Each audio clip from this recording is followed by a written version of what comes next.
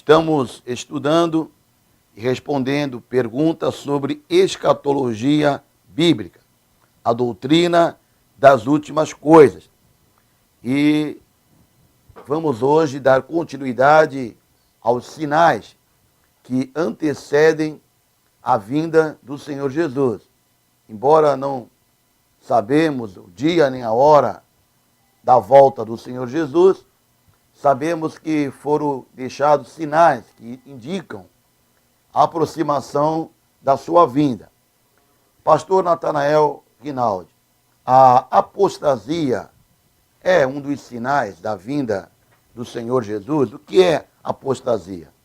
Apostasia é a pessoa renegar aquela fé que ela tinha na pessoa do Senhor Jesus Cristo, nas suas doutrinas, e de repente ela abandona toda essa crença e renega esta fé que anteriormente defendia.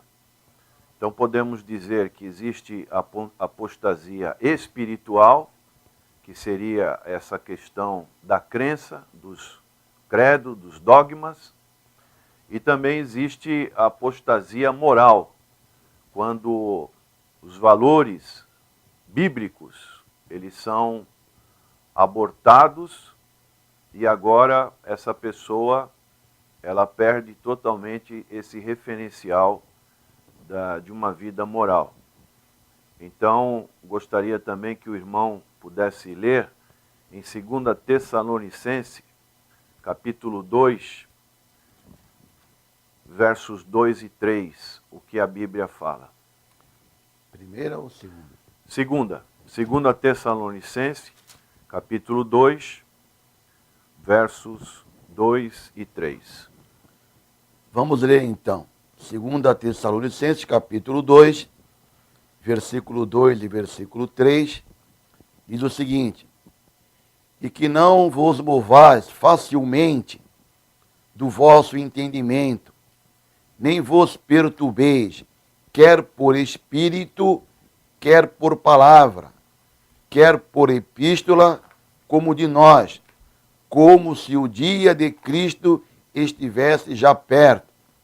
Ninguém de maneira alguma vos engane, porque não será assim, sem que antes venha a apostasia e se manifeste o homem do pecado, o filho da perdição.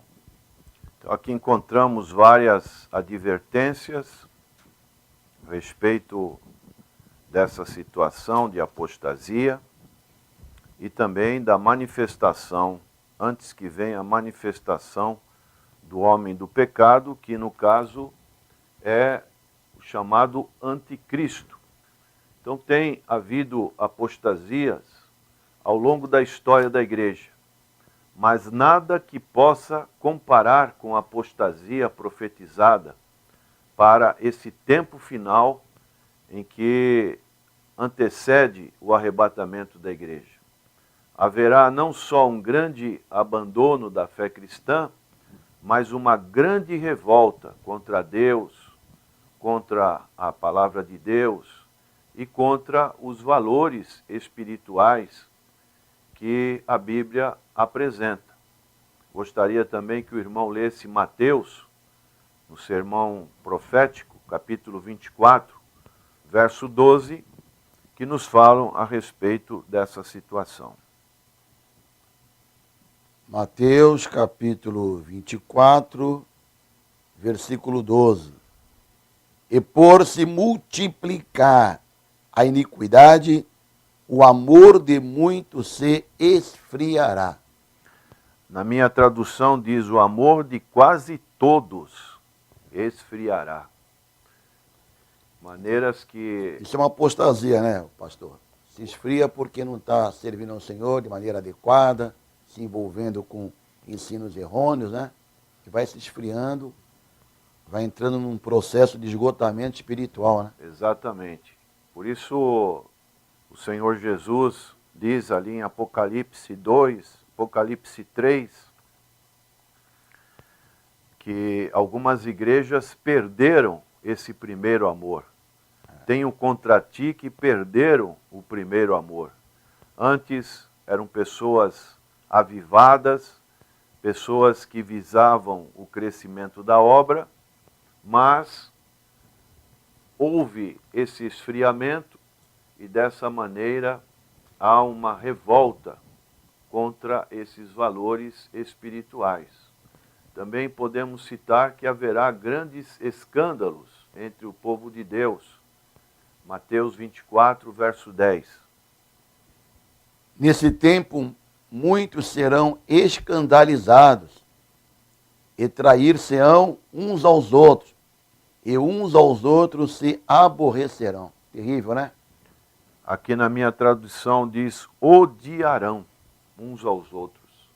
Então é uma situação que realmente estamos nesse período, nesses sinais que antecedem subitamente a volta do Senhor Jesus e acontecerá o arrebatamento da sua igreja.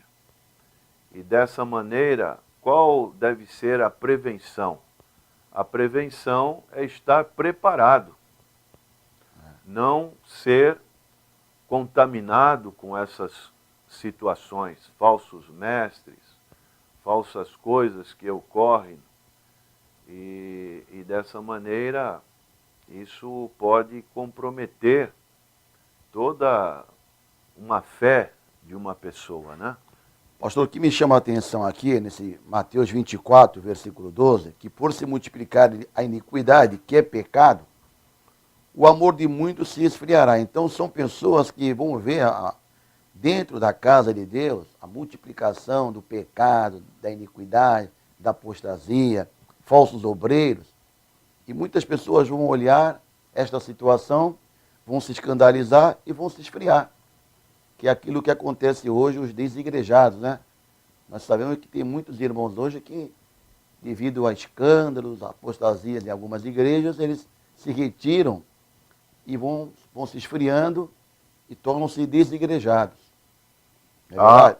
Há o que podemos chamar de uma indiferença espiritual. Diferente espiritual. Há uma situação em que o coração ele endurece e dessa maneira ele perde a esperança nesses valores espirituais que Deus preconiza na sua palavra.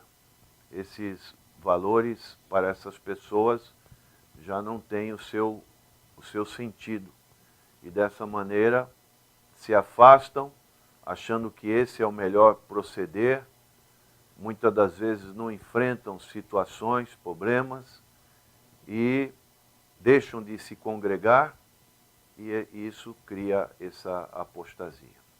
O apóstolo Paulo também, falando sobre apostasia, ele alertou, né? Lá em 1 Timóteo, capítulo 4, versículo 1, o título até do texto fala apostasia nos últimos tempos.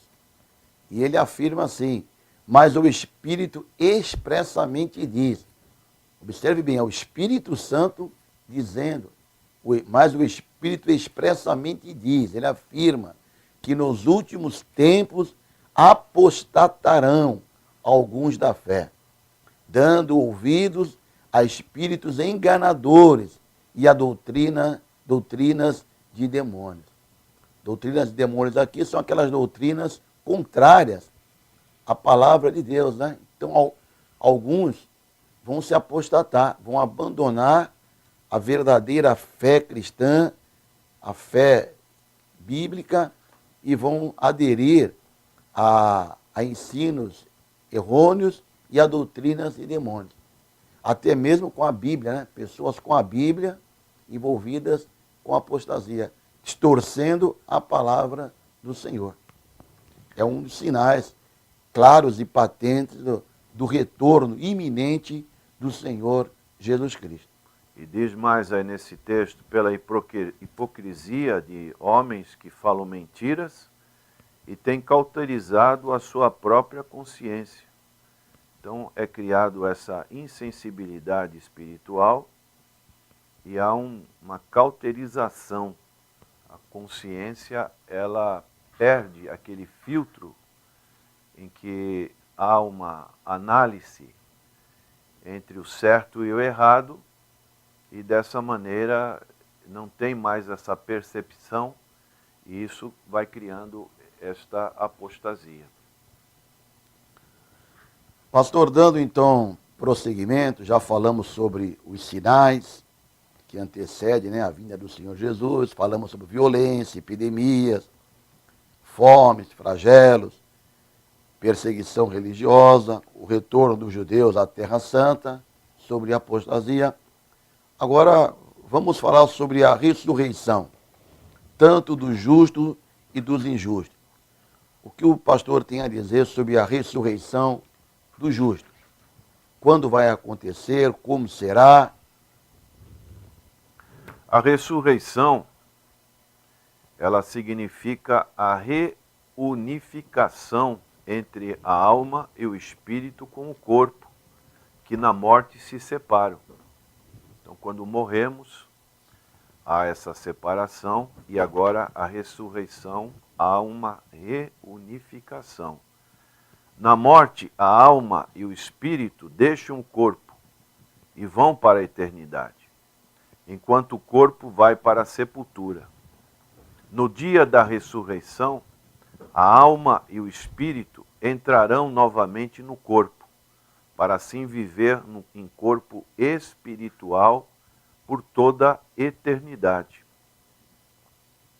Que todos os mortos hão de ressuscitar, a Bíblia, ela não deixa dúvidas nenhuma. Então, gostaria que o irmão lesse João capítulo 5, verso 28 e 29, o que a palavra de Deus fala sobre todos os mortos vão ressuscitar. João, capítulo 5, versículo 28 e 29.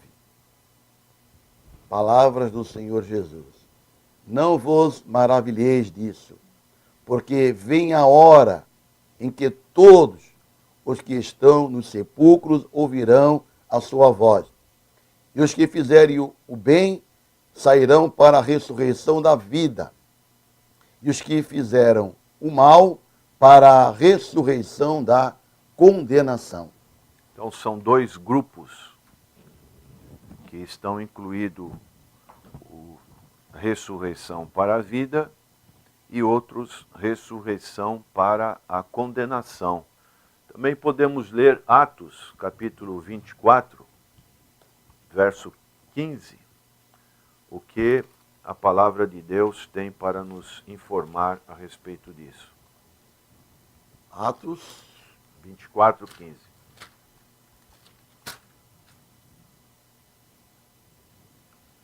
Tendo esperança em Deus, como estes mesmo também esperam, de que há de haver ressurreição de mortos, tanto dos justos como dos injustos. Então, a Bíblia é muito clara, né, pastor? Que há duas ressurreições, né? A ressurreição dos justos e a dos injustos. Sendo que a ressurreição do justo vai ocorrer no arrebatamento da igreja, né, pastor? Quando o Senhor Jesus vier arrebatar a sua igreja, haverá então a ressurreição do justo, daqueles que morreram em Cristo. O que o senhor tem a dizer sobre essa ressurreição? O Evangelho de Lucas, no seu capítulo 14, verso 14, ele fala sobre isso, sobre a ressurreição do justo. E no texto que o irmão já leu de João capítulo 5, 29, também fala da ressurreição para a vida eterna. E Filipenses capítulo 3, verso 11, fala da ressurreição dos mortos. E Hebreus capítulo 11, verso 35, fala para uma melhor ressurreição. E Apocalipse capítulo 20, versos 5 e 6, fala da primeira ressurreição. A chamada primeira ressurreição é a ressurreição dos crentes salvos. Um exame cuidadoso faz-nos compreender que esta ressurreição foi planejada por Deus para acontecer em 3 etapas. Ela é comparada a uma colheita. Em qualquer colheita, nós podemos ver 3 etapas, que são as chamadas primícias, ou seja, os primeiros frutos. Existe a outra etapa, que é a colheita geral. E existe uma terceira etapa, que são os chamados rabiscos. São aqueles restos que ficou da colheita geral. Então, a primeira etapa, ou primícias, da primeira ressurreição, já aconteceu quando o Senhor Jesus Cristo ressuscitou. Porque ele é considerado, conforme 1 Coríntios capítulo 15, como a primícia dos que dormem, né?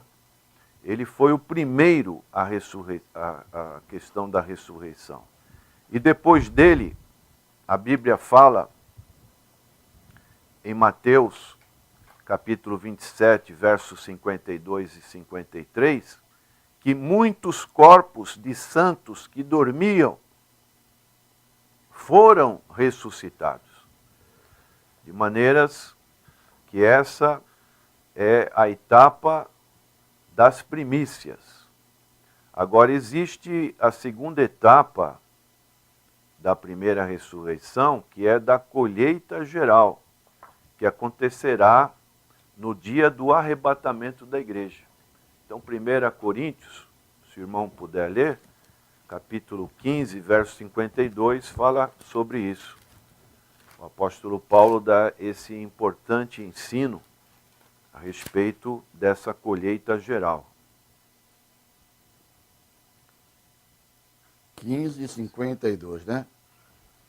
No momento, num abrir e fechar de olhos, ante a última trombeta, porque a trombeta soará e os mortos ressuscitarão, incorruptíveis, e nós seremos transformados. E também 1 Tessalonicenses, capítulo 4, verso 16, fala a respeito deste acontecimento, dessa colheita geral no arrebatamento da igreja. Capítulo 4, versículo 16. Porque o mesmo Senhor descerá do céu com alarido e com voz de arcanjo e com a trombeta de Deus, e os que morreram em Cristo ressuscitarão primeiro. E depois nós, os que ficarmos vivos, seremos arrebatados, juntamente com eles nas nuvens, a encontrar o Senhor nos ares, e assim estaremos sempre com o Senhor. Então o texto aqui é bem claro, né? Que os mortos, os que morreram em Cristo, ressuscitarão primeiro. Em Cristo significa aqueles que morreram salvos, né? Firmados na promessa do Senhor Jesus. Também em Apocalipse, capítulo 20, verso 4, ele vai falar sobre uma ressurreição complementar.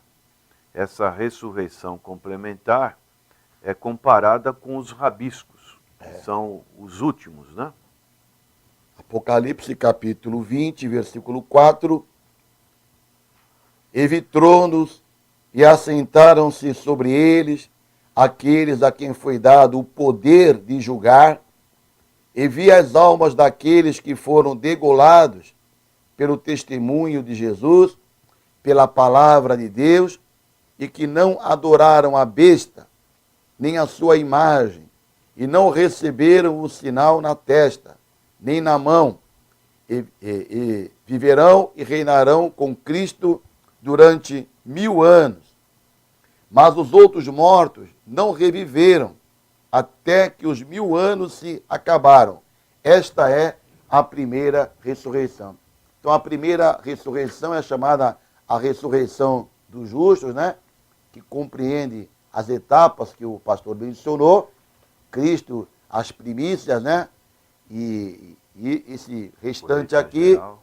a colheita geral, né? No arrebatamento, compreende também as duas testemunhas escatológicas que vão ressuscitar, que está registrado lá em Apocalipse, capítulo 11, versículo 11 e 12, e aqui o texto que o pastor citou, que nós lemos, que são os mártires da grande tribulação, que eles também vão ressuscitar e fazem parte da primeira ressurreição, a ressurreição do justo, que é ela em etapas, né? E a outra ressurreição, como diz aqui o texto 5, né? Mas os outros mortos, aqueles que não morreram em Cristo, não reviverão até que os 1000 anos se acabaram. Então esta é a primeira ressurreição. A segunda ressurreição é a ressurreição dos injustos, né? Após o milênio. Milênio, para aqueles que vão ser conduzidos ao trono branco, né? Ao juízo final, para receberem a sua sentença definitiva. Esse seria em Apocalipse capítulo 21, que fala desse juízo final do Senhor Jesus Cristo.